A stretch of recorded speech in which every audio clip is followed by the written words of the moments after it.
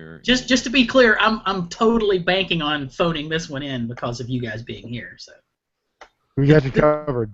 don't let me down. That makes two of us, Sam. Does that mean I'm doing all the talking? No, So, no, let me, I'll talk. If I play something on my digital piano, is my mic picking that up at all? Yeah. Okay. So if in the spur of the moment I moved to quote something, then I can and it won't. Yeah. Okay. Yeah. So moved. You can also play that lounge version that Bill Murray sang in Saturday Night Live. You know. Did you see the Jaws thing he did for the 40th anniversary? No. Oh my God! So this was just a couple of months ago. They did the 40th anniversary of SNL, and he sings the love theme from Jaws with Paul Schaefer at the piano. It is hilarious. And I guess behind him is a TV showing clips from the film, and they really wanted to show that, but they couldn't get permission. So Spielberg and George Lucas were in the audience, so they just grabbed Spielberg before the show. They said, "We want to do this Jaws song. Can we show some of the movie in the background?" He's like, "Yeah, sure." That's all it took. You got to know the powerful people, I guess. Yeah. Mm-hmm. That's awesome. All right. That's what I do when I'm in a pinch. I just grab Spielberg out of my audience and ask him. Hey, Steve, got a second? That usually works for me. All right. And 3. Interesting. This is SoundNotion, the podcast for new music and music news. I'm David McDonald. I'm Sam Merciers. And we have a very special episode of SoundNotion for you this week. It's something of a crossover episode, something of a special nerd episode. We're joined this morning by our friends and hosts of the Streamers and Punches podcast on SoundNotion.tv, Bill Witham and Kevin Wilt. Thank you guys for being here this morning. Thank you. It's good to be back. So the reason we have Kevin and Bill on the show is that in addition to being very smart and well-spoken gentlemen on any manner of subjects, they're also big film music nerds and big nerds even outside of film music. Thank you for and clarifying. we use the term, thanks for that glowing recommendation. We use the term nerd endearingly here on the SoundNotion podcast. No, I think it's important that you generalize though, because yes, we're not just film music nerds. Right. I think that's how we bring in the Star Wars thing. And so this is the reason we wanted to talk to you guys, is that I think for a lot of people who are expensively trained musicians, as Sam likes to say, one of our first, people our age anyway, one of our first experiences with big orchestral music was through John Williams' Star Wars scores. And I think for even people like me that write music that is very, very far removed from John Williams, I still feel like this connection to it because it was one of the first acoustic big orchestral things that I really got into as a kid, and I think that's probably the case with most people our age who are doing music right now. Wouldn't you say? Yes.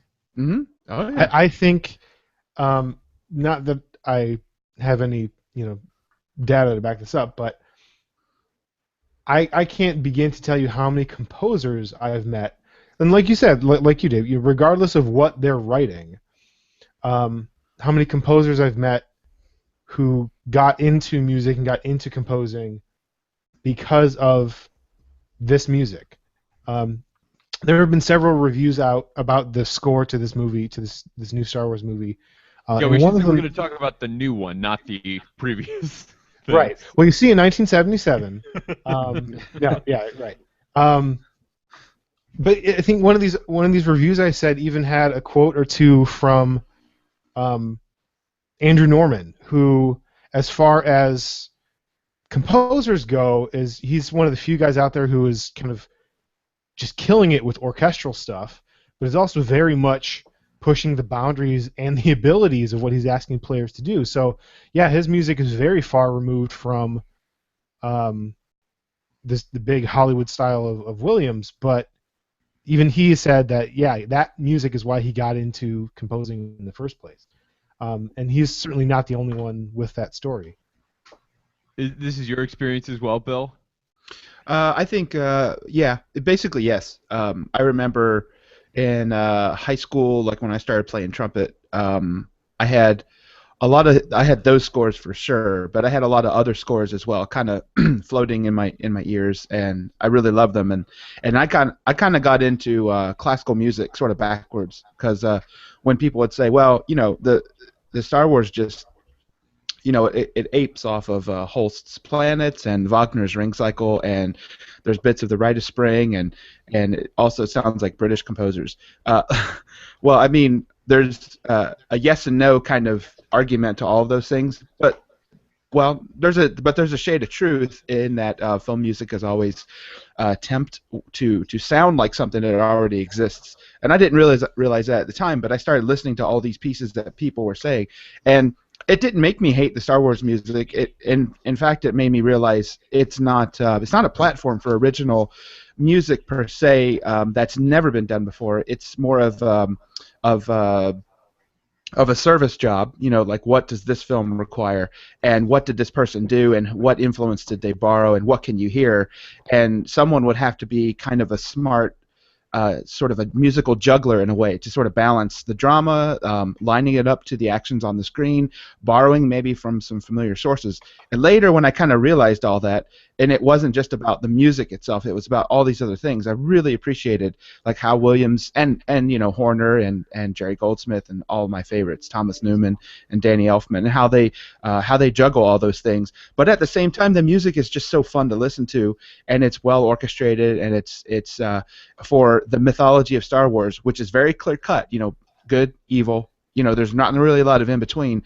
The themes are very right on the nose, and so they perfectly fit the drama of the films, and I've always appreciated that. I've always really liked it, and it kind of set a template. Like Kevin said, you always, as a composer growing up, you always kind of have those movies in the back of your mind, not because you might get to score your own science fiction mythology franchise, space opera, Because you whatever. won't.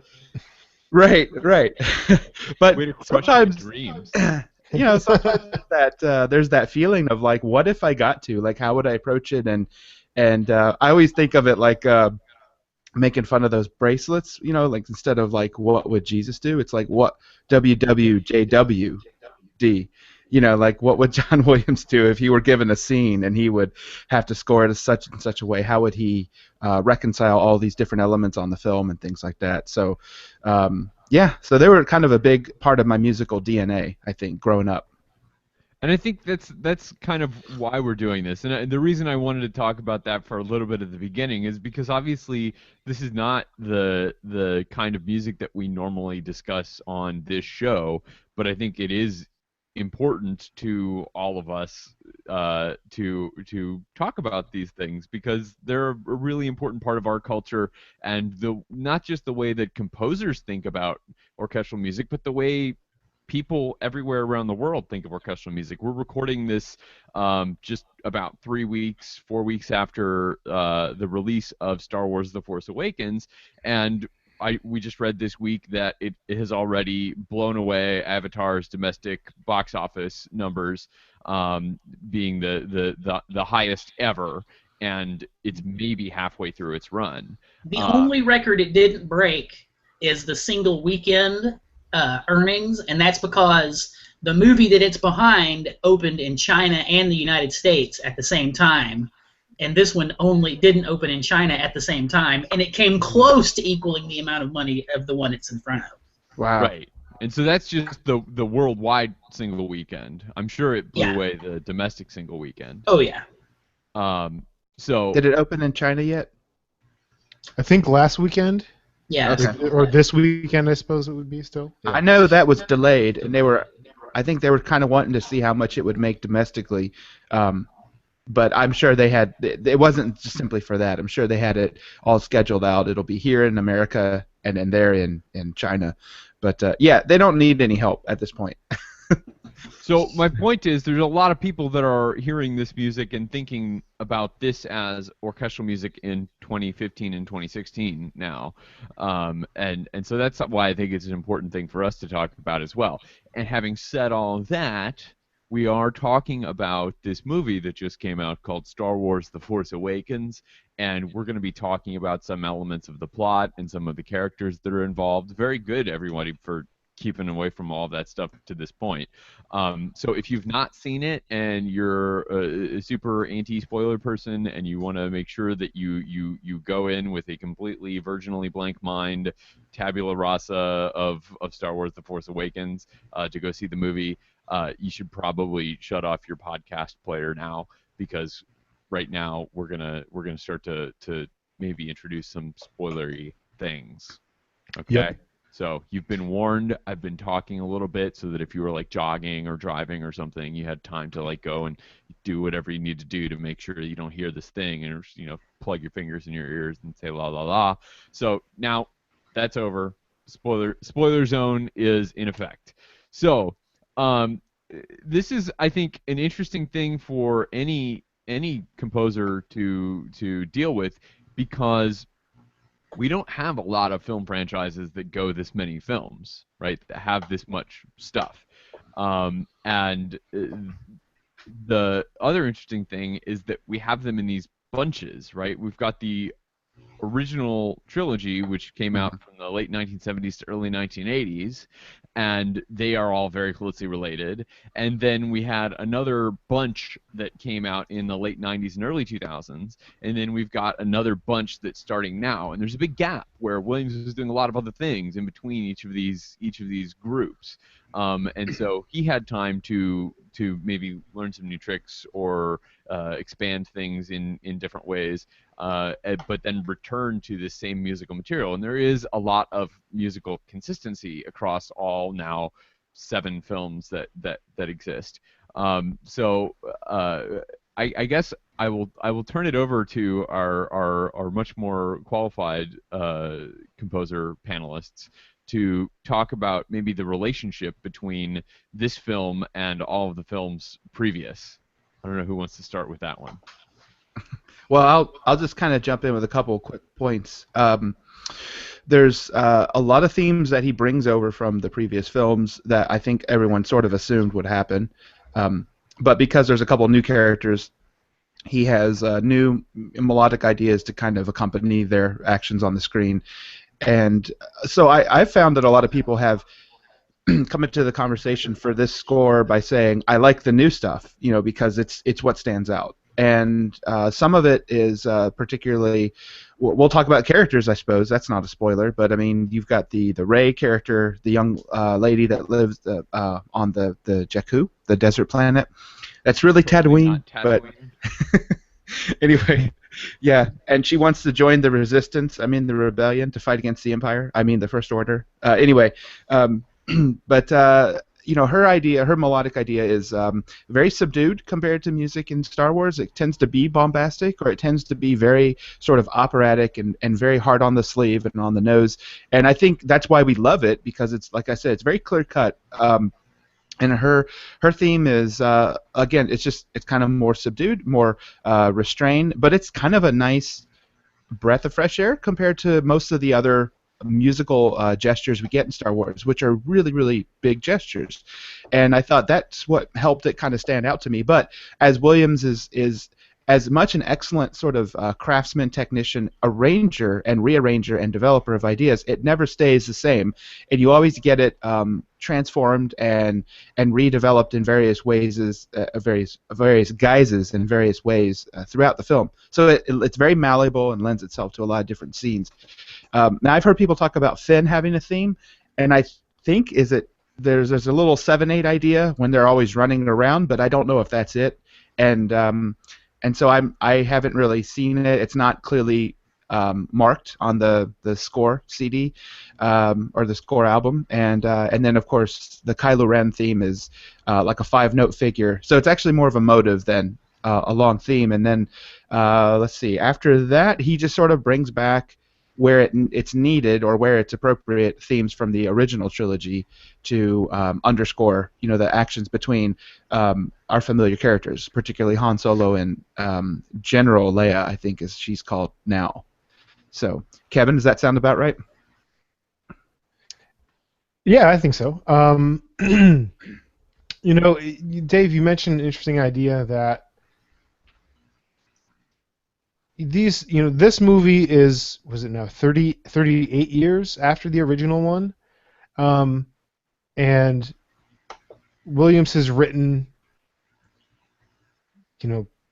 probably several hundreds of hours of music in those 38 years.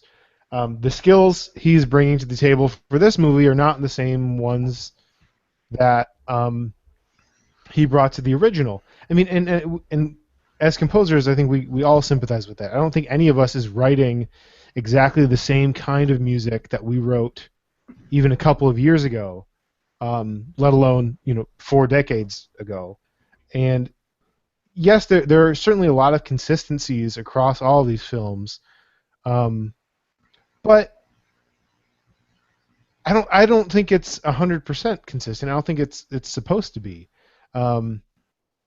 I think a lot of the things that are in, like the prequel trilogy, for example, are slightly different than what would have been in the original trilogy. And I think the music in this newest film has its own differences too. Bill, is interesting. You mentioned talking to people who said they liked the new material. I kind of get a sense of the opposite reaction almost, that people were happy and nostalgic to hear the familiar things, but that maybe, like you were saying with Ray's theme, because it is a little more subdued, it doesn't club you over the head the way Luke's theme does or the Imperial March does.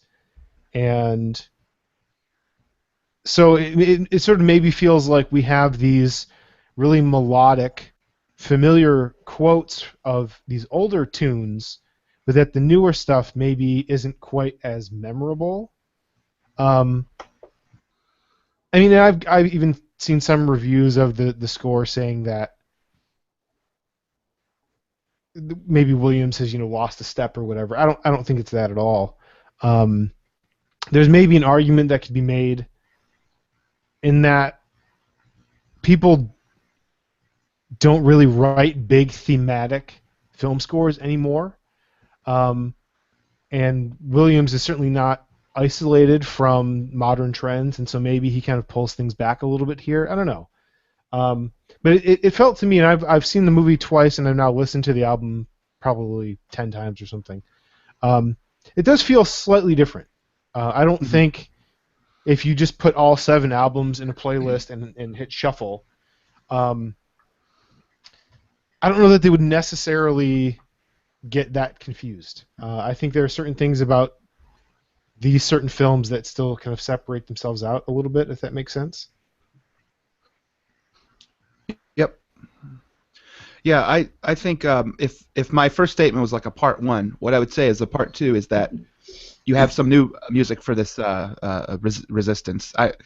Some of these names I just kind of think of them humorously because it's like they're barely a cover for saying the Rebellion, the Empire, and the Death Star. Anyway, but the Resistance has a march, and that's one that I think has the most kind of compromise to it because it sounds like several different other motives from previous films that have happened, like as you pointed out, and all these years in between where he's working on different projects, Indiana Jones related projects, or even some of the Star Wars prequels.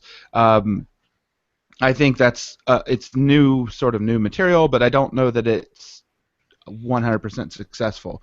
The downside, or the I guess I want to say the critical element you could bring to this is to sort of tap into what you were hinting at, which is that probably the most noticeable, the work that's going to have the most impact has pretty much already been done, and in this new movie, and maybe in the 2 to follow it, it doesn't at this point seem like the music itself is as much of an impact as it was certainly in the original trilogy, just because of the novelty of it, that it was full orchestral music at a time when songs and electronics were starting to take over large films.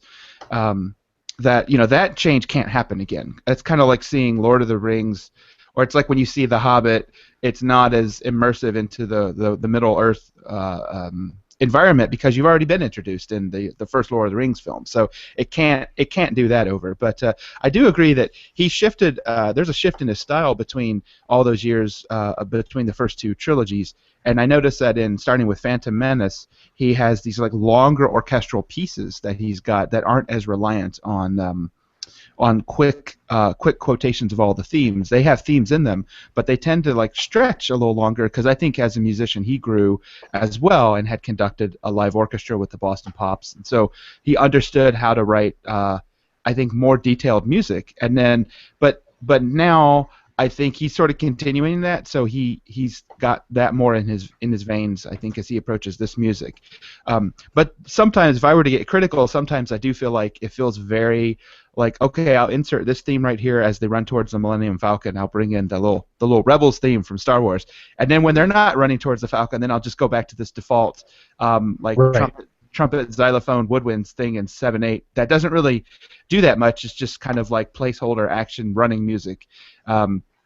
Which in some ways that's just basic scoring, but before he always kind of set the bar higher than most other composers because he would somehow make it work, and he'd bring in fugues like in not just Jaws' Shark Cage fugue, but in other Star Wars movies he would have fugues, and he would have excellent counterpoint, and he would somehow portray the action on screen, but do it in a really musically sophisticated way, and you could listen to the music on its own. I guess this is one of the reasons why he's such a big topic for film composers and film score lovers as well as just music lovers, is because somehow he managed to balance the action on the screen, and then if you just pop in the CD or the LP or the cassette or the MP3, whatever, and listen to it, it's fun to listen to, and it has a musical complete or a certain wholesomeness to it. That it's fully realized all on its own away from the film, and he's one of the few to do that. And there are some moments that don't work, that are more the music is just a texture to hold in place, which that's what happens too when you work on scores, is that not all the music is about the music. In fact, in reality, none of it is, but it was always wonderful that he kind of was able to have a way more polished product and set the bar really high. And I think different composers have their own sort of approach, but I always loved that was kind of his approach and everything else. But yeah, with this score, I kind of feel if I had to rate it, like compare it to the others, yeah, I don't know that it would get that high of a mark. That's not saying the score is bad, but the movie itself, if you really get down to it, introduces a lot of well-worn paths, I think, from previous Star Wars films, and so the music kind of goes along with it. But where there's new characters, the movie does bring in new material to go with them, and it does stick out in a way with all the movies we have this holiday season of probably having the biggest score, the most orchestral, the most bombastic. I was actually in a theater a couple weeks ago, walking down the aisle, going towards my movie theater room, and I could hear Force Awakens score coming out of one of the theaters as I was walking past. And the one good thing I could, well, not the one good thing, but a good thing that I noticed in that moment was, yep, that's John Williams' score to the new Star Wars movie, and I didn't mistake it for anything else. And so that was kind of cool in a way. Anyway, those are some of my rambling, meandering thoughts about this score. So this is our first, journey back into Star Wars, back into the music of Star Wars, since the prequel trilogy, and there was a lot of new material added to the musical language of Star Wars in the prequel trilogy, and a lot of it I feel like. In contrast to a lot of other elements of those films, a lot of the new musical language that was added at that point was very well received. Right. How do you guys feel about the comparing the new material of The Force Awakens to the new material from Phantom Menace and the prequel trilogy? I think it kind of matches the scale. A lot of people are comparing The Force Awakens to the first, to A New Hope. It's it's just smaller in scale. We should say is what normals just call Star Wars. Well, If yes. you're not familiar. But as we established a while ago, that's not the people we're talking about, or at least that's not the people you are having a conversation with right now. It's smaller in scale. There are fewer characters. There are fewer spaceships flying around. There are fewer locations. Whereas in the It's more prequel about trilogy, people. It's not a yeah, cosmic opera. It's about people. Yeah. right. Right. Whereas right. the prequel trilogy, I mean, any given shot, you're looking at, a couple hundred things flying around on screen. It's just a much larger scope. And I think the music, in a lot of ways, matched that. And I think now with The Force Awakens, it has now taken a step down to now match this smaller scale again. The first Star Wars score has, I mean, it's obviously it's really solid orchestration and everything, but it's a lot of block chord, like really repetitive, almost drier kinds of textures. Which by the time we get to the prequel trilogy, and basically we've gotten through all of the 1990s when Williams has written scores for Hook and Jurassic Park and The Lost World and some of these other movies where he's written incredibly virtuosic orchestral music. I mean, I think if you listen to some of the cues from Hook, it is incredibly difficult orchestral music. The texture has just a million things going on. The notes are lightning fast. The orchestration is really delicate and nuanced and all these kinds of things. Whereas in Star Wars and even Empire Strikes Back, it's like I said, it's a little bit chunkier. It's not quite as nuanced or polished. And I think that kind of polish we see in the prequel trilogies. Whereas with Force Awakens, I feel like it's a bit more. We're kind of back towards the chunkier block chord kinds of orchestration. Maybe just again the scale of that movie is a little bit smaller, and maybe that just seemed more appropriate. But it seemed like there was, in terms of orchestration and even harmonic language, maybe for me there wasn't quite as much variety in The Force Awakens as there had been in some of the other scores. I mean, just listening to the score by itself, almost all of it is just kind of hanging out in a minor key. Every once in a while, when he brings back a quotation, whether it's like Bill was saying, the Rebels theme or Princess Leia's theme or whatever, there are little moments here and there when it goes into a major key, but otherwise it always seems to be hanging around in the same kind of somber thing, which I don't think you would have gotten in older Star Wars scores. Mm-hmm. Let's see, Sam. What about you? You guys are doing a great job. I have some questions, but I want to get through this kind of stuff before I get into these. I had one more thing I wanted to add, which in some ways is a little contrarian to what Kevin said, but okay, I'll just go through that now, You're and then not we allowed can. to disagree with Kevin. That's a We rule. can. That's right. Well, no. Kevin was saying that it kind of works, and I think so. Let me retrace some steps for a second. So when Williams returned in Phantom Menace to the franchise, as Kevin pointed out, it's bigger in scope, and there's all these ideas, as we even talked about. It's a very sort of operatic, political. There's this sort of chess move plot of the Emperor as he gains power slowly, while all these dumb things happen on the surface, like pod races and votes in the Senate, the things that are sort of superficial. And Williams is kind of there for all of it. He's got Duel of the Fates. He's got Anakin's theme. He's got music for like the Gungans, and he's got let's see, what the Trade Federation has a march. Flag parade. The flag parade, like these large set pieces, and the pod race itself is a fun action cue. And so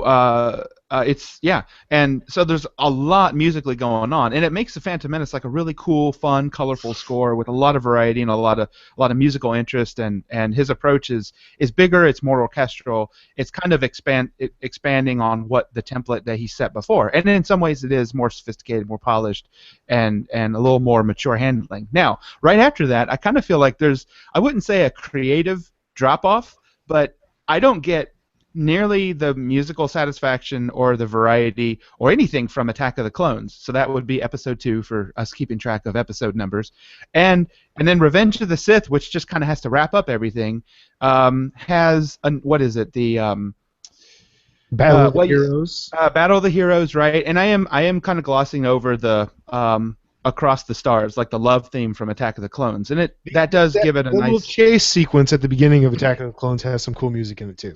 Oh yeah, now see, I love that. I like the action cue with Jango Fett, and then the love theme is sort of obligatory. It has to be there. He has to have a love theme. I think it works fine, but I don't feel it's ruined by what's actually going on the screen, though. Unfortunately. Yes, and things like dialogue and what. Rolling in fields and riding those like turd animals or whatever they are. It's kind of silly. And Padme changing from one ridiculous outfit. Everybody get your umbrellas. The nerd rage rain is coming. One ridiculous outfit to the next by Padme. Yeah, spoilers. There's turd creatures in Attack of the Clones. Spoilers.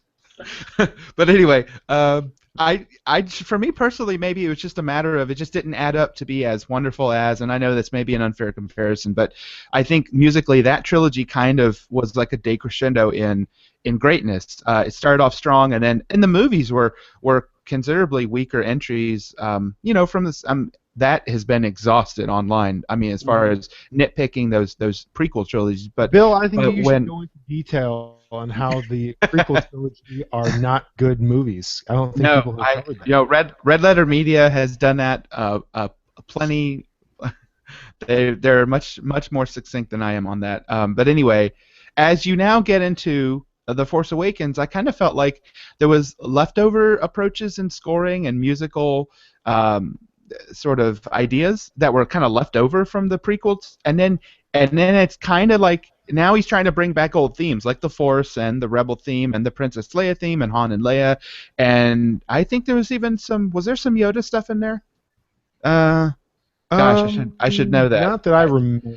But there was I did not recall it. There was a little bit of Imperial March or a little bit of Darth Vader's theme brought in, and in some ways they're at odds. Because Williams has to sort of, in some ways he reorchestrates them to blend or fit, but like I said, sometimes when it's like action music, there's a sort of a default approach. It's not that interesting, I don't think. It's just there to serve. It's kind of like now it sounds like perfectly competent music that another film composer could come up with. It's kind of like that time that I heard about when Oscar Peterson, the famous jazz pianist, had a stroke, and then after that, his left hand was just like everyone else's. But before that, his left hand was like the left hand of God on the piano. So now that like Williams writes these cues that kind of like bring in the theme and like here's the theme here, and then it's out, and then it's just back to this music. It kind of sounds maybe not quite as inspired or full of energy and vibrancy as before. But it's not to say that the entire score is oil and water. I think that there's moments that are like you would expect from Williams that are scored extremely well and are very powerful on the impact. I think of when Rey, this is a spoiler for sure, when Rey draws the lightsaber to her hand as it flips past Kylo Ren in the middle of the forest, and you actually get not an original treatment of the Force theme right there, but you basically a borrowing from A New Hope, and it's just brought in, and it's not on the score album, probably for that reason, because it's not really original to that moment. But it's a powerful scene, and it's a great example of when you bring in the right music for the right moment. But I do feel that for them to release a special edition of the score album that you can buy again. Yeah, I'm hoping they will. I know they. I thought of that. Yeah. So the scoring process, and we'll talk in a minute about how this score was recorded in L.A. and not in London, because it is kind of a big deal. That was one of the things I saw, because I'm looking at the Wikipedia page, and everything has been done by London Symphony, except this says in the Wikipedia page, freelance orchestra. Right. The Hollywood that's not exactly fair, but yes, that's the what American Federation of Musicians. Right. Okay. And we'll talk about kind of the impact and all that kind of stuff, but part of it was the reason that was done is this score was recorded over a period of I think something like 5 months, whereas typically for one of these scores they'd fly to London and knock the whole thing out in 2 weeks. It's because they were recording the score as they were still editing the film. So there were constantly things that were going to have to be changed and rewritten and all that kind of stuff. So that had, I don't know. Well, Bill, I mean, have you noticed what, because this isn't the London Symphony, how do you think that it affected the sound of this score? Because there's some things for me that kind of stood out a little bit. I like the sound. I mean, sometimes people talk about, well, in Europe or in England, they tune to a slightly, what is it, A444 or A442 or something. They tune higher, so they're a little brighter or something along those lines. On the bigger picture, I kind of don't care. I just want it to sound good overall. I've listened to the main title a couple times, and the trumpets sound great, I think. I mean, the Los Angeles players are fantastic musicians, and they can play anything. I mean, I was going to say, and I've worked with them before. I mean, because that's true, but I'm not trying to name drop, but they are really, really good players. And, okay, fine. I've worked with them. Malcolm McNabb. Anyway, no, but they're so good. And they're playing. And I was excited to hear the sound difference, and I know there was, a couple licks with horns that we were like, wow, yes. That's what a horn section, should sound like. Someone online was telling me that they thought that it was to the score's detriment that they're not using the London Symphony, and I kind of was like, it reminded me of when Dave said, if you take New York Phil, you take Berlin Phil, and you take whoever else, Vienna Philharmonic and the London Symphony, at a certain point it's just personal taste, because you get in the upper realm and everyone's really awesome. So after that, it's just who you like. And so I kind of look at it like the score does sound a little different. I hesitate to say warmer, but I do think there's some very subtle shifts. But also that could be anything, including the recording, the mastering, the mixing, any number of steps along the post-production process. I mean, even conductor. We've got three they different hit the high points, conductors though, right? in the score. That opening brass chord had a lot of zip laser beam sound to it that we're used to from London. I thought it sounded fine. I think Kevin found it lacking. Was that it had right, a bit Kevin? too much. It had a bit too much of the third for me. I wanted more beat flat. I didn't want kidding me. Now we've shifted from Star Wars nerds to just music nerds. I wish, David. I wish I were kidding you, but I actually had that thought. Like, no, the chord has a bit too much. Did you just get up and storm out when you heard that, Kevin, the first time? I was furious. Yeah. I was furious. Ruined the rest of the movie for me. I'll be back when it hits that 5/7 chord. right. Yeah. So, I thought actually. There is. I thought the horns. We should mention too that part of what can sound different is this score had 3 conductors and not just one. Right. Well, technically, he wasn't able to conduct all the sections.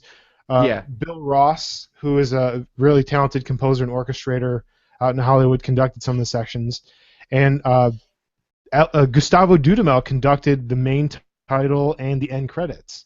And I think the main title and the end credits, they sound different. Certainly with the main title, it sounds like everyone was stepping up their game a little bit. Maybe it was because it was the main title and everyone in that orchestra was excited to play it and knew how it went and all that kind of stuff. But I think having a conductor as accomplished as Dudamel in that session isn't nothing, Mm-hmm.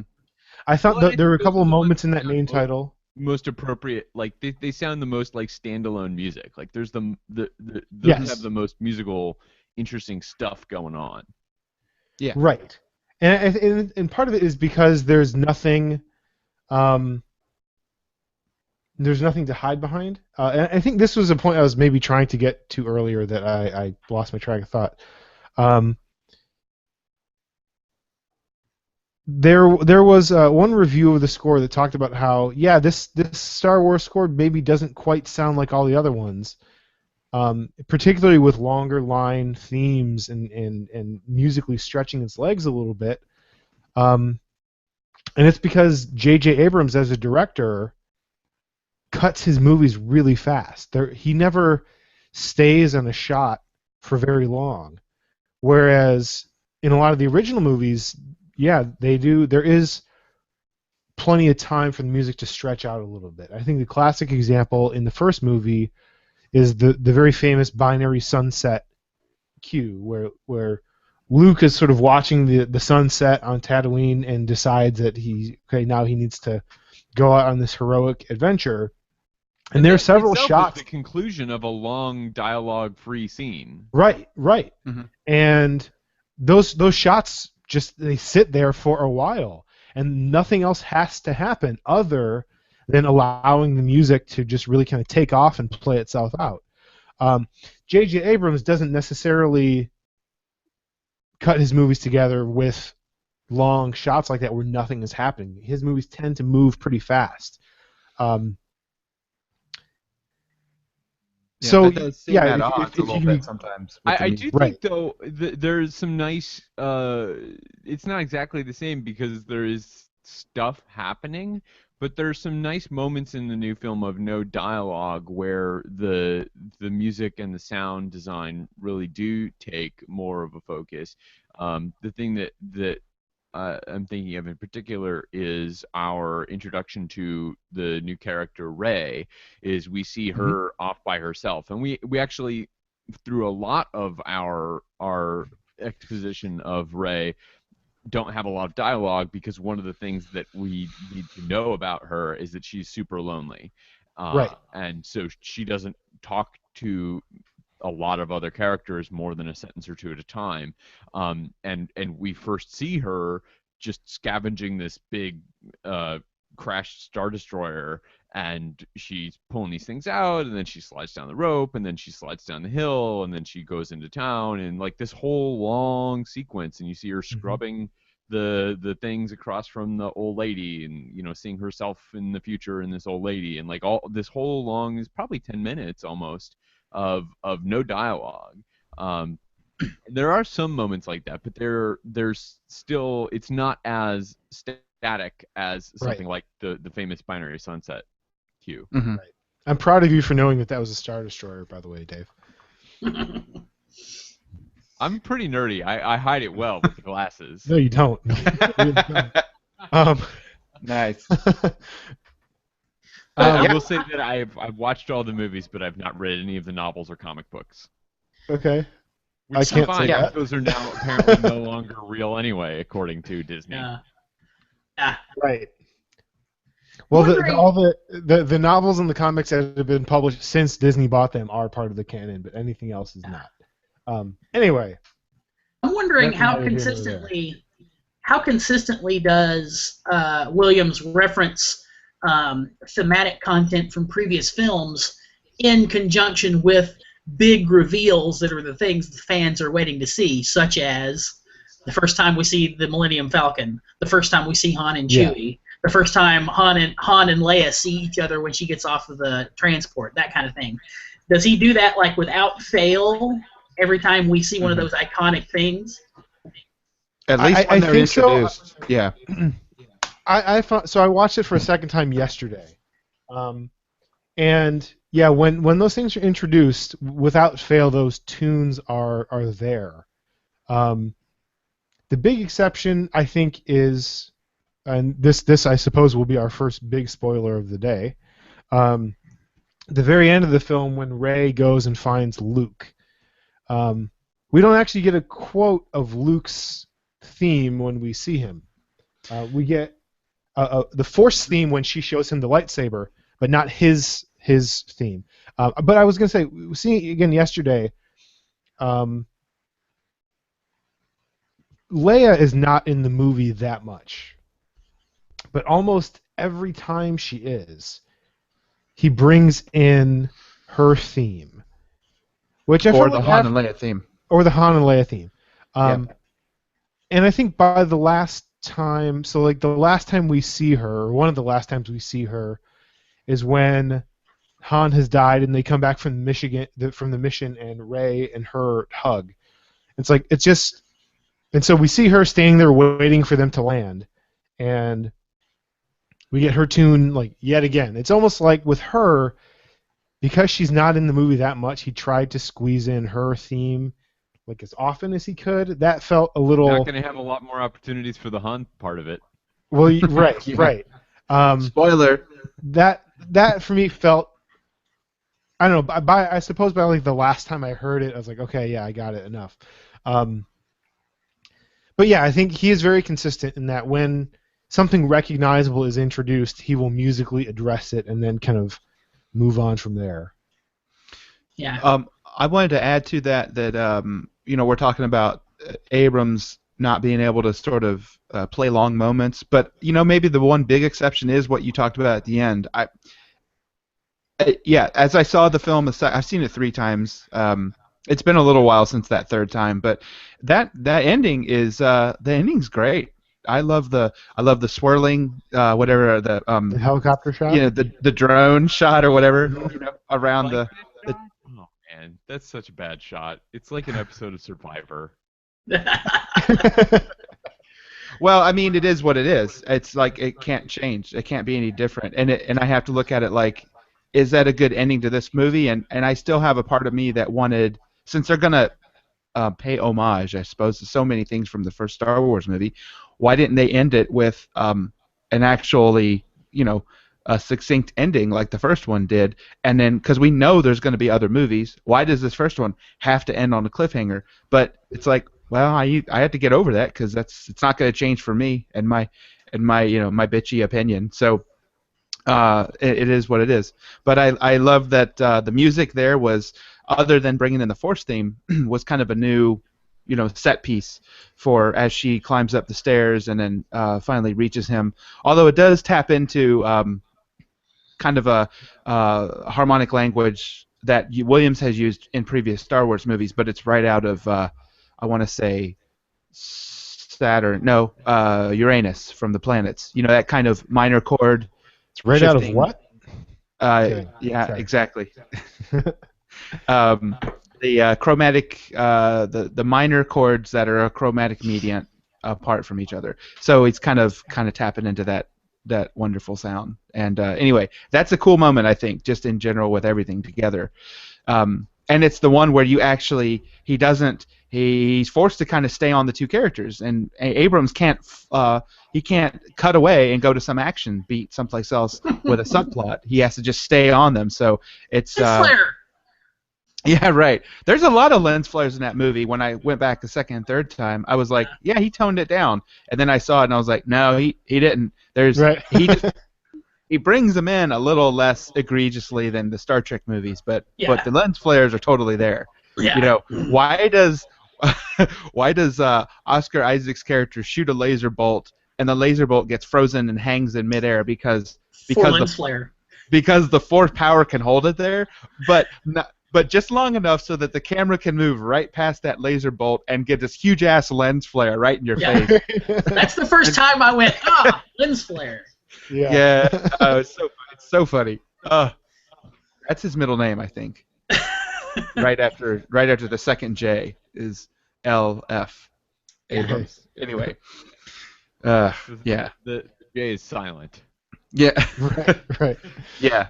But I think to go back to Sam's question, I think those themes with those characters are all kind of checked. They're checked off of the to-do list. Every time someone first appears, they're there. And I noticed even Han Solo had a little bit of the sort of the Luke's theme, Star Wars theme, underscoring him when he was brought back. Kind of like a general sort of nostalgic.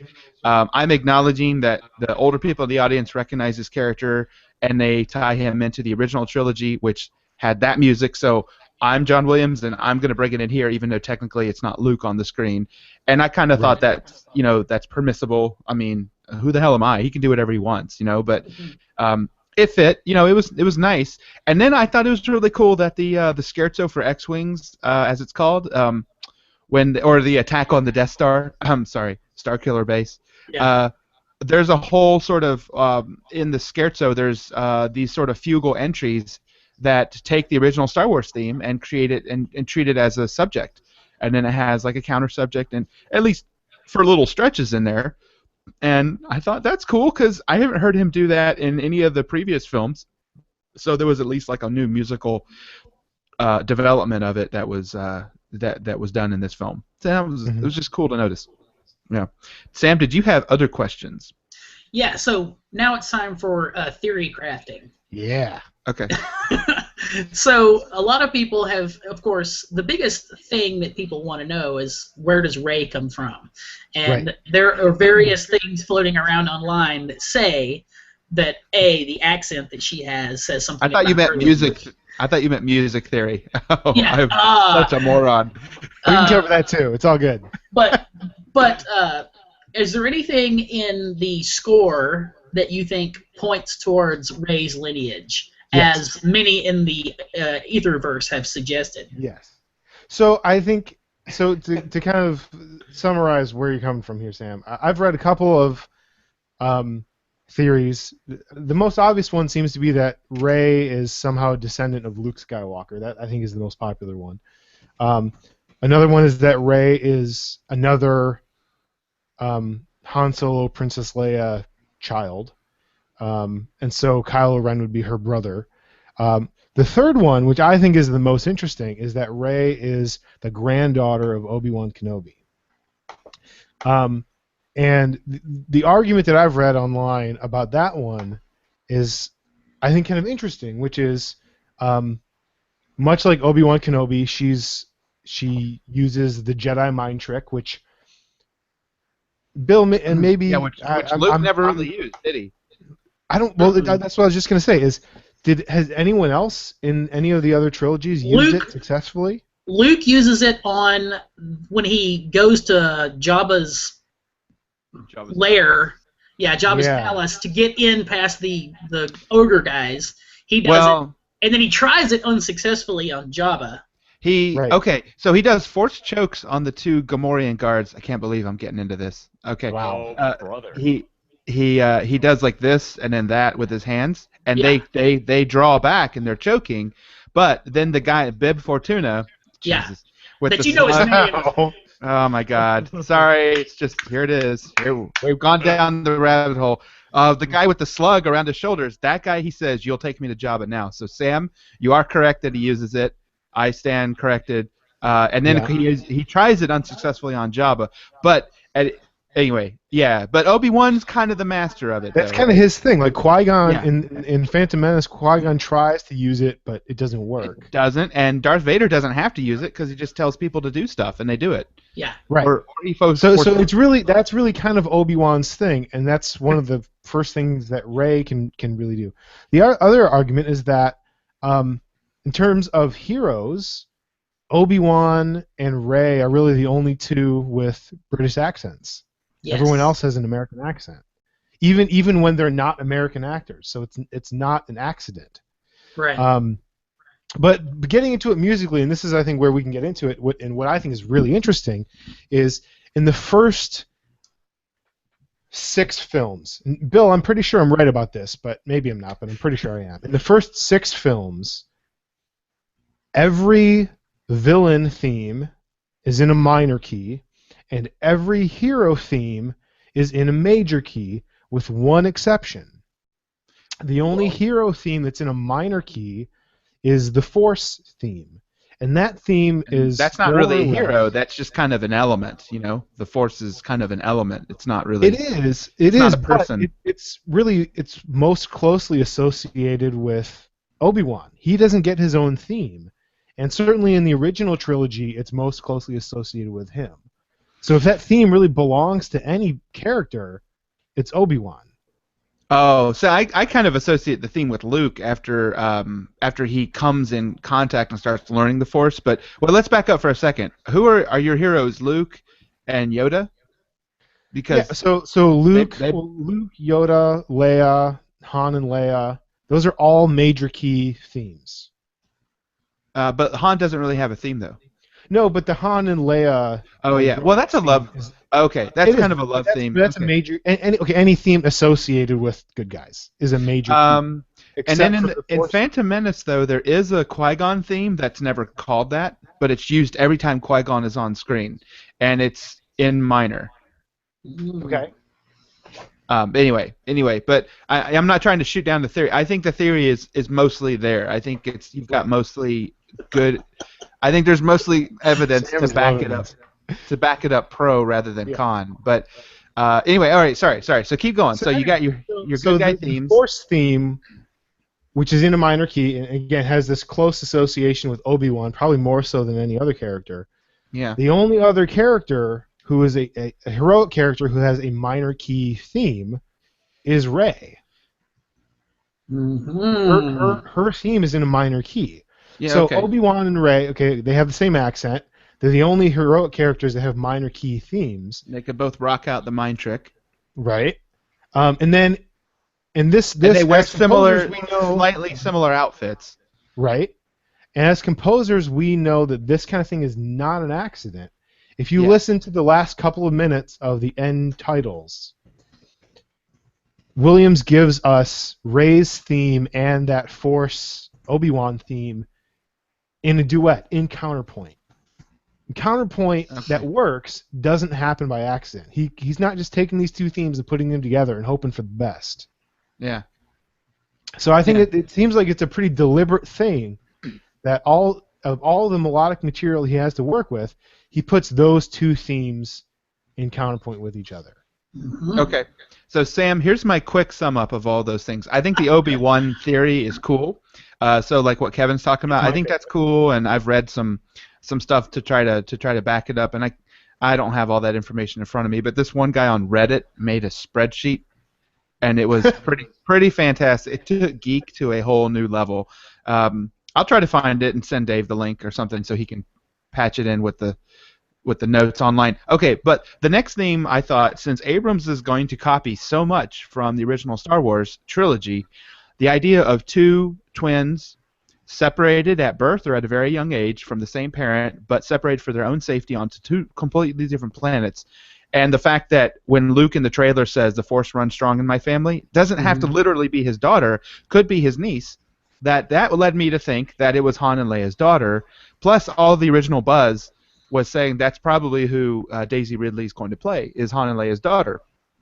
And now and of course the question isn't answered, but she would have Force power because she's a daughter of Leia, who's a twin sister of Luke, who's from Anakin, and it would create a really interesting dynamic if she was the brother of, it was her brother that she fought at the end of the movie, which would have another strong dysfunctional family element that's common to Star Wars movies. Now, I don't think in the end that'll be what it turns out. I think she'll be Luke's daughter. But again, my beef with that was that by the end of Return of the Jedi, Han and Leia, okay, they're going to get together. They have 1, 2 kids, whatever. That's likely. But Luke's kind of like a priest by the end of that movie. He's got the collar. He's got the Jedi outfit. He's cool. He's calm.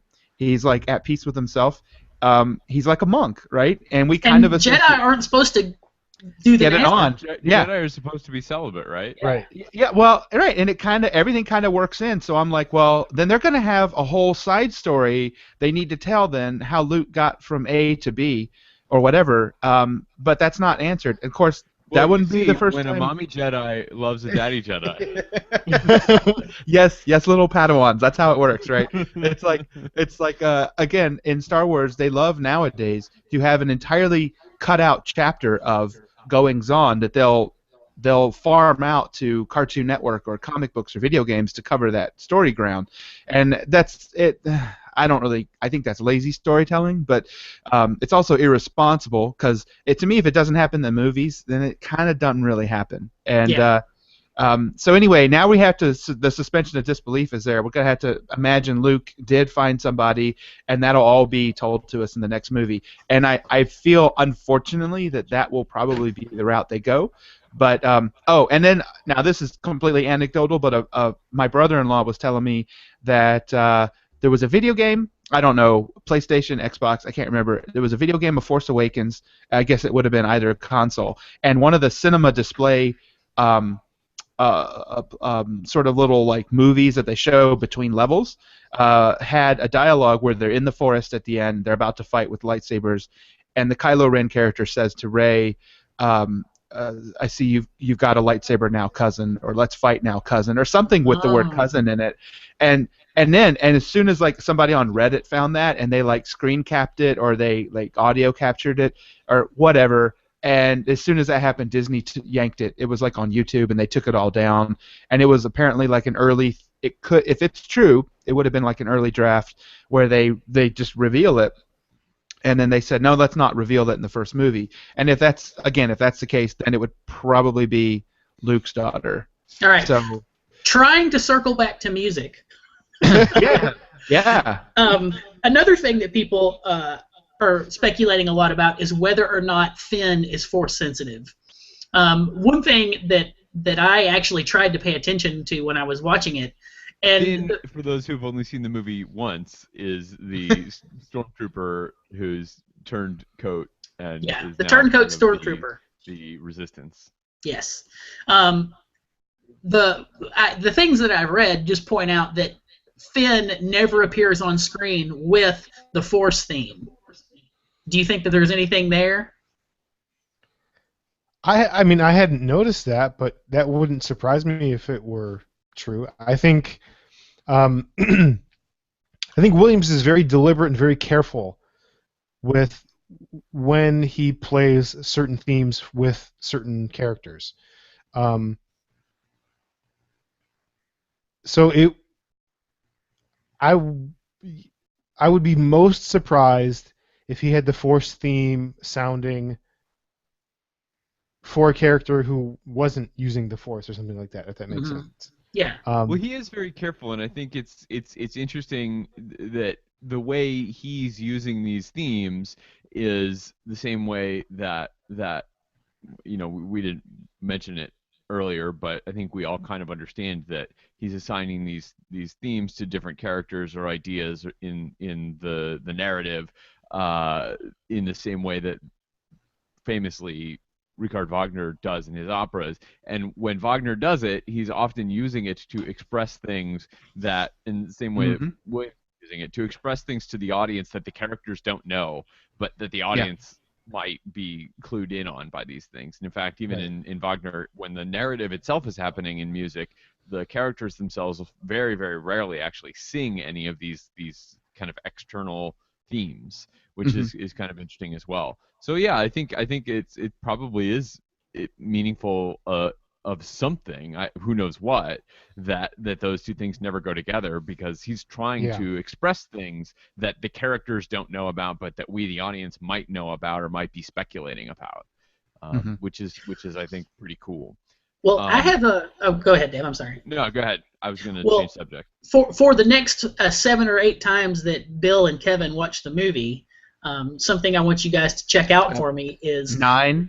Yeah. Well, one thing I'm curious about is it's hard to think that Leia hasn't developed some Force kung fu over the past 30 years.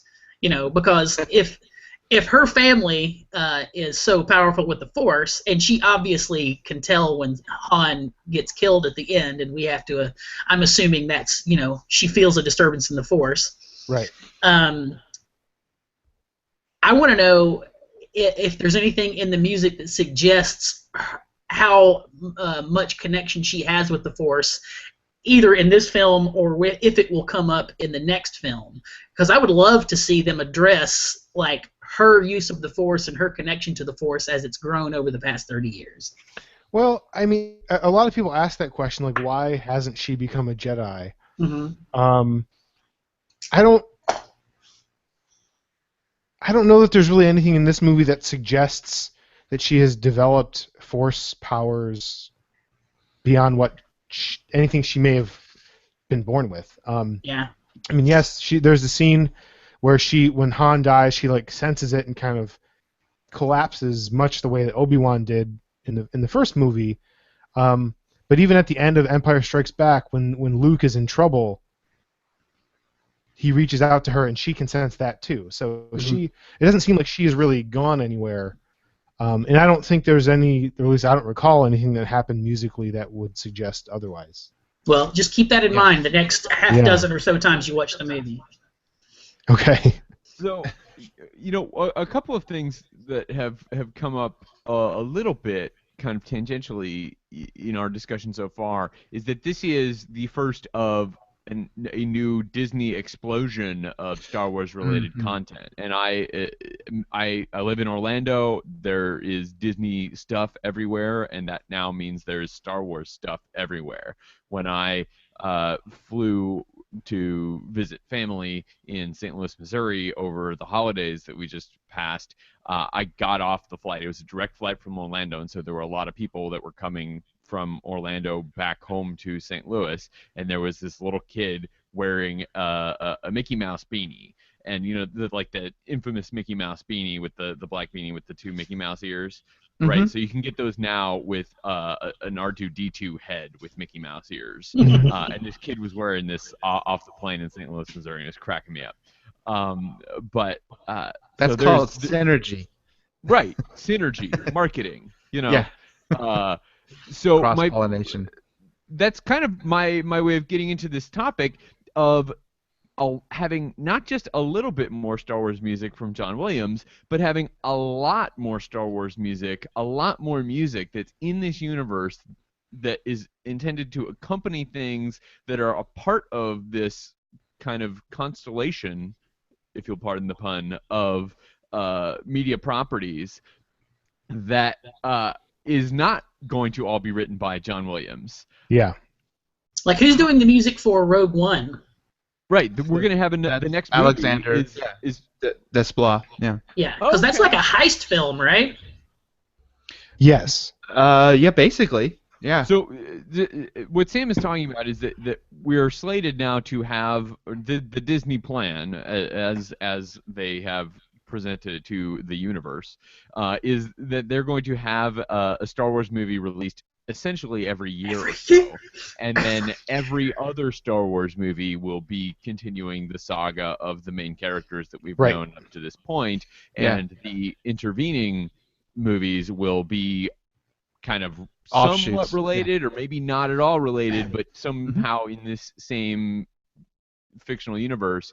But John Williams is not going to write the music for all of these. He may not even finish all the music for the primary saga. And so what does that mean for the future of this music and this musical language and this kind of cherished and beloved musical material and these ideas? I mean, I actually had the thought, listening to this score, and like I said, to me it doesn't seem to be as nuanced or as polished or as varied as previous Star Wars scores. And I actually had the thought, like, did he tone things down a little bit so that it kind of makes an easier transition to whoever comes next to write this music? Because in terms of really big, virtuosic, a million notes a minute kind of orchestral textures that he's really, really good at, there's kind of no one left who can do that.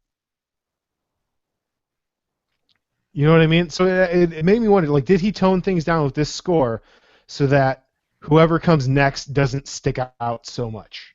When you say there's no one left who could do that, do you mean that there's no one left who is, like, capable of writing for orchestra as well as him, or are you saying that there's not, like, the will in studios to put that much time and effort and give the level of creative license to a composer that I think we it's would probably have? a combination of both. I think for him, I remember this is a point I was trying to get to like a half an hour ago. Because of the stretched out recording process for this movie, I read somewhere that he wrote, I think, approximately 175 minutes of music. I think in order to write that much orchestral music that quickly, it has to be that is a learned thing. I wish I wrote 175 minutes of music last year. Sheesh. Yeah. Man, you're not kidding. And 83 years old, by the way. I think you only learn how to do that from writing that quantity and writing that quickly over a long career. And I don't think I don't think there are really film composers left who have had that kind of career where they have developed those kinds of chops. So Dave, part of your question is yes. In order for someone else to write that level of music in that quantity, they would need a lot of time to do it. And I think producers and directors don't give that kind of time to film composers anymore. I mean, post-production windows have always been short. So Williams wrote roughly 2 hours of music for The Empire Strikes Back in 7 weeks. That's a lot, and it's a lot to write that quickly. So it's never been a luxurious window, but it seems like composers are getting less and less in terms of time. And we always compare these movies to opera for a lot of reasons, but watching this a second time this past weekend, I was struck by how continuous the music is for the entire film. Yeah. Yeah, and those large movies, comic book or sci-fi or fantasy, almost always have to keep the music going, lest they burst the bubble of disbelief and you kind of snap out of it. It's like it keeps you plugged into that, buying what they're selling, so to speak. You know, it keeps you plugged in. And Dave, the other part of your question before we move on is, so yes, part of it is studio willingness to give a composer that kind of time, but I think the other part is, in terms of like the really high profile, big name Hollywood composers, I don't think there is someone out there who can write with that kind of virtuosity. And I think, like we said, with Rogue Squadron, you're going to get Alexander Desplat. And people keep talking about Michael Giacchino being the John Williams heir apparent. Michael Giacchino cannot write for orchestra the way that John Williams can. And that's the level, or in terms of fame and exposure, that's the level of composer that you're probably going to get once John Williams is done. And I don't really know of one. I mean, even Howard Shore we think of as another big orchestral composer with the big Hobbit and Lord of the Rings scores. But where John Williams has very virtuosic writing with lots of counterpoint and changing harmonies and interesting textures, Howard Shore's writing a lot of whole notes. So even he, I don't think, understands that same kind of language as Williams. So yeah, I think for both the reasons you mentioned, Dave, I don't know that there is someone who can step up seamlessly and just carry the torch. So I'll just weigh in real quick. Kevin, I don't know that Williams toned down his approach. I would say to go along with the quote that I think you should bring in by the end of today's podcast. I think he just gave it his normal, like, this is what I'm going to do for this movie, whatever else. But yeah, it does bring up an issue going forward, like who are they going to get? I think Desplat is very capable. I think he's competent, and he's one of the better writers out there today. And I do think there are some composers that can create still a large Hollywood score with lots of counterpoint, lots of like interesting themes and textures. I think David Arnold is perfectly capable of it. I don't think he would, because I think he's changed in what he does in his career. I mean, he hasn't really done that kind of score. Yes, I know. Those are the big Emmerich and Devlin films, like Independence Day and Stargate. Those were kind of like... Yeah, he hasn't really done that kind of thing in 20 years. I mean, but he can do it. It's possible. Sure. But in some ways, let's see. There's Edward Shermer, who did Sky Captain, but a lot of people, to them that movie's like 10 years old or whatever. But Edward Shermer had a score for that. It was very retro in a Korngold kind of way, which most of Williams' scores are kind of calling back to. And so he can do it. I think James Newton Howard has grown quite a bit as a composer over the last 25 years, and he could give a pretty good James Newton Howard version of that. But I think more of the second part of your question is what's important. Would that be encouraged by the studios, by the producers, et cetera, et cetera?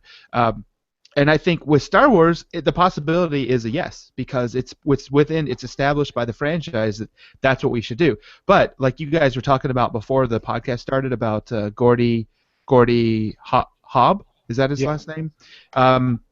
So then you have this whole new element, which are bringing in composers that can just He's the guy that's written the music for the most recent Star Wars Battlefront. game. Yeah, and he really nails Williams' style in a way that if all your job was to do is to come in and make an entire score sound like it fits in the Star Wars universe, and he would be really good at it. I don't think because he is really good at it, and he's able to do something I haven't heard a lot of other composers try to do, and it may be for various reasons. Either they're not able to sort of give up their sound and give in to making it sound like someone else, or what have you. But I think that could introduce something for them to be looking for someone to do basically like what Gordy does.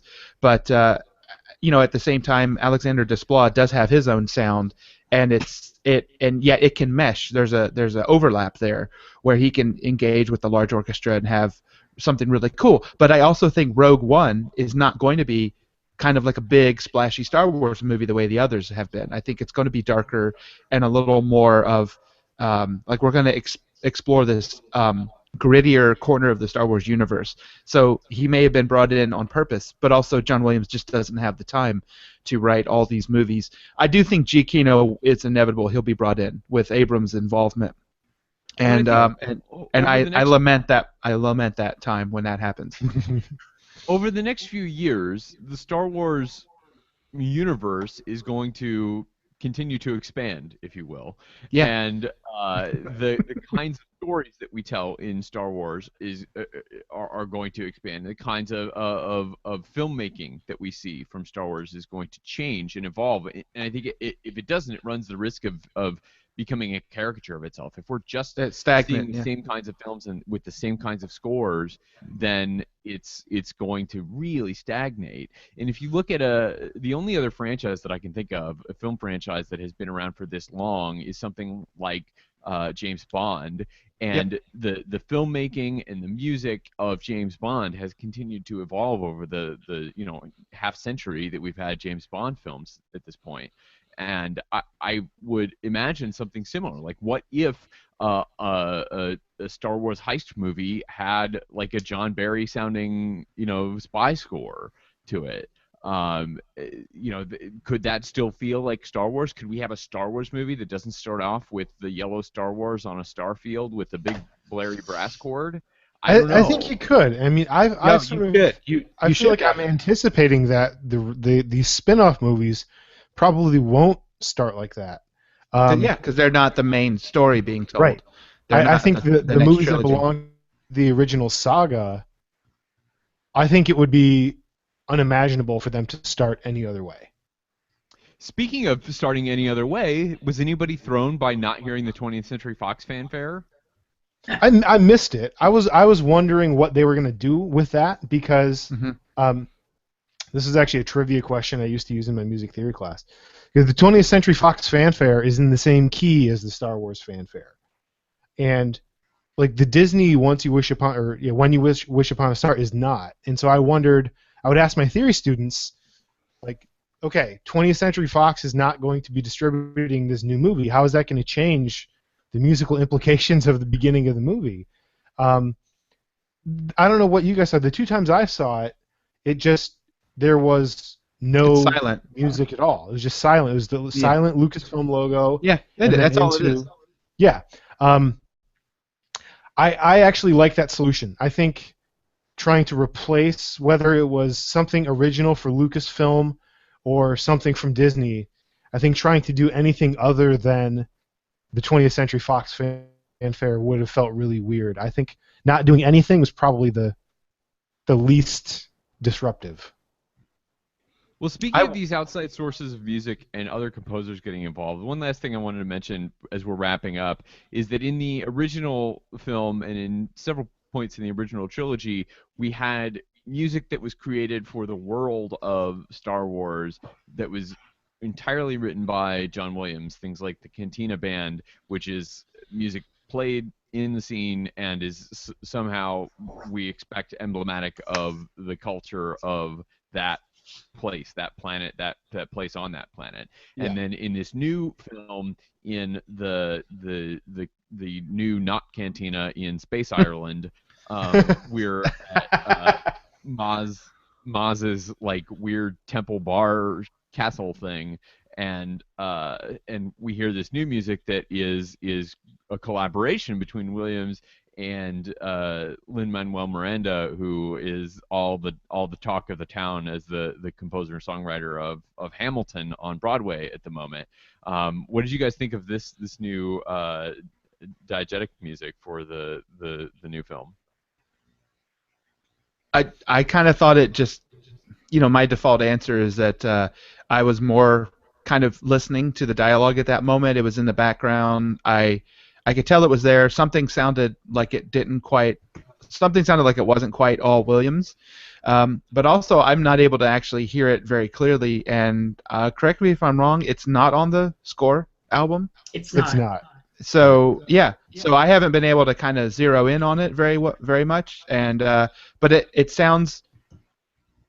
As soon as I saw that scene, I was like, well, okay, this is yet one more thing he's lifting from the original movie. This is now a bar, and the bar has its own funky music that doesn't really fit anywhere into the rest of the score, and it seemed to be the updated version of that for me. Right. Yeah, it seems like the movies have taken stabs at capturing the Cantina Band of Magic from the first film, and just hasn't managed to do it.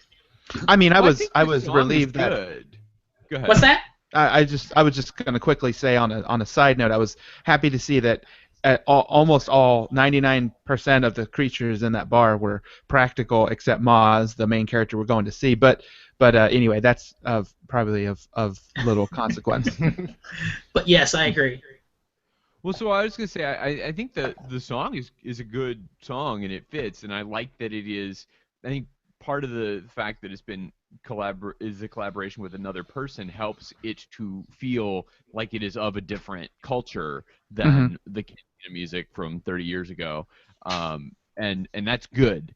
But we don't, unlike the Cantina Bar in the new Star Wars Force Awakens film, we do not get a lot of screen time for the band, and there's not a lot of preamble. One of the reasons we have a lot of time with that music in the original Star Wars film is that the characters are walking into an unknown situation, and they're trying to do the kind of black market illicit dealing kind of introduction, which is there's a lot of formality and bouncing off of different directions in the conversation, and so there's a lot of time where these strange formalities have to play out, whereas in the new film we're going back to see an old friend, and so we don't have quite as much of that formality time for the music to play out. And we don't spend a lot of time just watching the players dance around with their space oboes like we did in the original film. But I do think they're good, and I would like to see more of kind of the cultures of these new societies that we're getting to explore in these new places. I think that's pretty cool. Mm-hmm. Yeah. Perhaps there can be some cultural music of wherever this weird island is that Luke is on, like Space Alaska or something. Right. So, do you guys have any concluding thoughts on Star Wars? We're going to wrap this up. We're going a little long, but we had to nerd out, and at least nobody brought up any fan fiction. Right. Except for The Force Awakens, which is pretty much fan fiction. Right. Any closing arguments, counselors? No. I mean, I guess if I had to sum it up, it's a few new themes. It doesn't feel as inspired, I suppose, or as vibrant as some of the original scores. But we also talked about the amount of years in between and how it would be hard for various reasons to have it sound that way. So it is kind of a the score it works with the movie that it's written for, and there's just notable differences from this to previous films. So we did want to mention briefly the huge piece of news for the week, of course, is an obituary. We lost on Tuesday of this week, on January 5th, we lost Pierre Boulez. One of Alex Ross says something to the effect of the last of the post-war avant-garde giants this week. So certainly been thinking a lot about that and what that means for the future of the avant-garde without Pierre Boulez as one of the leading figures in that, at least compositionally. And what's interesting as well, I think, reading some of the remembrances, is how many people were focusing on his work as a composer and how many people were focusing on his work as a conductor, because even outside of his work as a composer, he was one of the great conductors of the 20th century, and gave I can't say that I ever heard him conduct in person, but some of the great recordings that exist of Ravel or Stravinsky are recordings that Pierre Boulez conducted with some of the greatest orchestras in the world. And I was trying to explain this to somebody who's not a musician this week. He's probably the most significant loss for concert music culture in my lifetime. So we've been reading a lot of really great remembrances of Pierre Boulez this week, and we'll have some links to some really great Boulez remembrances in our show notes this week. Did anybody else have anything you wanted to say about Boulez, Sam? Nope. So on that happy note, we're all gonna go watch Star Wars a ninth time, and Bill is gonna write some fanfic for Kevin's score. That's going to do it for this week's episode of SoundNotion. Thank you so much for being with us this week. Thank you to Bill and Kevin for sharing some time with us and sharing your thoughts and your expertise on film music in general, and Star Wars and John Williams' Star Wars scores in particular. It's been great talking to you guys. Thanks, Dave. Thanks for having us. And if anybody listening to this would like to read any of the things that we've been talking about, we'll have links to a lot of the things that we spoke about on our show notes at soundnotion.tv/SN. If you'd like to leave a comment there, if you'd like to continue this conversation, you can also find us on Twitter. We're at SoundNotion. We're also all individually on Twitter. If you'd like to help the show out, the best thing that you can do is to help people find the show. And one of the great ways that you can help people find the show is to leave us a review in the iTunes store. You click the 5-star button, and then you write about how much you hate the show. So if you don't like the show, the best way to tell us that is to leave a 5-star review and then write in a comment about how much you don't like the show. If you do like the show, you should also click the 5-star button and tell us about how much you liked the show. I don't think the 1 through 4-star buttons actually work in the iTunes store. But even if you're not listening to this podcast through iTunes or through the Apple Podcast app on an Apple device, most other podcast catchers pull from the Apple Podcast database, and so if you leave a review there, that is the best way for you to help new people find the show. So we really appreciate everyone who's done that. Tell everybody about the show on Twitter or Facebook or wherever you like to do those things. You can also connect with us on Facebook. Sam is very good about keeping our Facebook page fresh with cool and interesting videos and things like that during the week, and we would love to interact with you there. Thank you so much for watching or listening this week, and we will see you back next time.